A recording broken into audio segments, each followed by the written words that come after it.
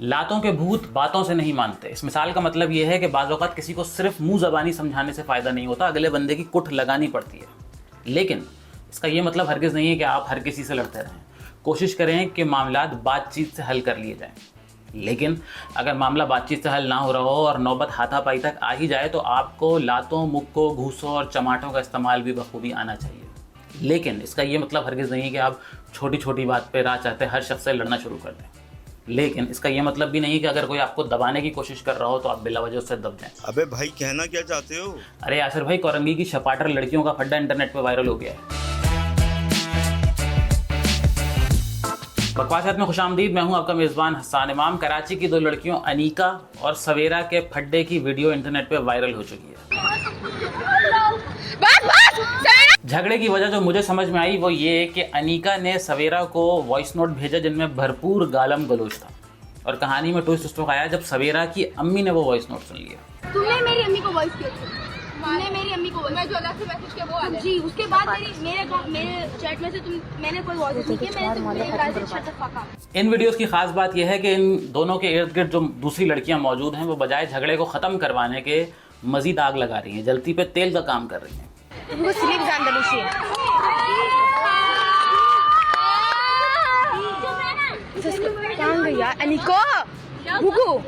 मगर नौबत हाथापाई तक आने से पहले बाकायदा बहस हुई है, गालम गलोच हुई है, एक दूसरे का मजाक भी उड़ाया गया, एक दूसरे के ऊपर हंस रहे हैं, एक दूसरे की रोस्टिंग कर रहे हैं।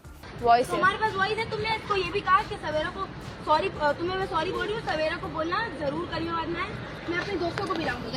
गाली देगी मैं तेरा मुंह देख, तूने तो मेरे को गाली दी नहीं, जैसे ऐसा तू गाली देगी मैं भी तेरा पूरा सा हाथ तू मेरा पूरा सा गाली कि मैं तेरा जूतियां बांट। इस टेंशन भरे माहौल में जो सबसे अनोखी बात थी वो इर्द गिर्द मौजूद लड़कियां थी। अनीका ने सवेरा को अम्मा कहा तो पीछे से किसी लड़की ने गाना शुरू कर दिया कि उई अम्मा मैं तो टूट के बिखर गई। उई अम्मा हाय हाय मैं तो मर गई, उई अम्मा मैं तो टूट गई। अब सवेरा क्या कर रही है यार, जानिए।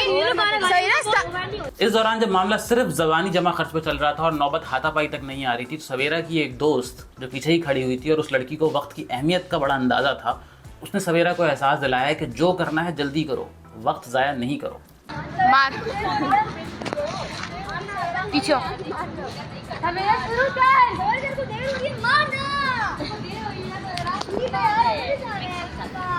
फिर इसी दोस्त ने सवेरा की हिम्मत बढ़ाई कि तू स्टार्ट कर, यानी कि बातचीत खत्म कर और फाइटिंग स्टार्ट कर। सवेरा तू शुरू कर, स्टार्ट बस ना, उसने गाली दी, खत्म बात, गाली क्यों दी उससे पूछ, खत्म कर, बात जल्दी कर। असल में सवेरा की इस दोस्त को ये बात बुरी लगी हुई थी कि अनीका ने वॉइस नोट में कहा था कि तुम सबके लिए मैं अकेली काफी हूँ। हाँ, और तुमने बोला था अनीका और तुमने बोला था उसको कि तुम सब हम सब के लिए तुम एक काफी हो। मारो हाथ ना। हाँ, मेरे पास वॉइस है। अनीका बेटा, अपनी हालत देखो और सवेरा को देखो, ये बराबरी का मुकाबला है ही नहीं, तो फिर इतने मुंह के फायर करने की जरूरत क्या थी? तो भाईजान फाइनली फड्डा शुरू हो गया, जो कि सब चाह रहे थे कि जल्दी शुरू हो। तो यकीनन आपके जहन में भी ये सवाल आ रहा होगा कि ये फड्डा आखिर जीता कौन, अनीका या सवेरा? तो अगली क्लिप देखें और खुद फैसला करें।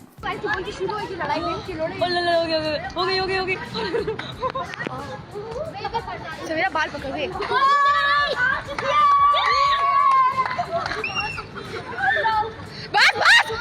भाई मेरी नज़र में तो इस फड्डे की विनर जो है वो सवेरा है। अनीका ने जितने भरम कराए थे उतने ही कुत्ते की तरह पिटी है। वो अंग्रेजी में एक मिसाल है कि बार्किंग डॉग सेल्डम बाइट, यानी भौंकने वाले कुत्ते काटते नहीं हैं, यानी कि जो गरजते हैं वो बरसते नहीं हैं। बड़ा हरामी हो। आखिर में सभी देखने वालों को सिर्फ इतना कहना चाहूँगा कि इस पूरे मामले से हमें ये सबक मिलता है कि अपने मामलात को तमीज़ तहजीब के साथ, बातचीत के साथ हल करना सीखें। ये जंगली जानवरों की तरह लड़ने की कोई ज़रूरत नहीं है। और अगर बिलफर्ज नौबत लड़ाई तक आ जाती है तो कोशिश करें कि आपका कोई दोस्त पीछे खड़ा होकर वीडियो ना बना रहा हो, वरना आपका भी इस तरह मजाक बन सकता है।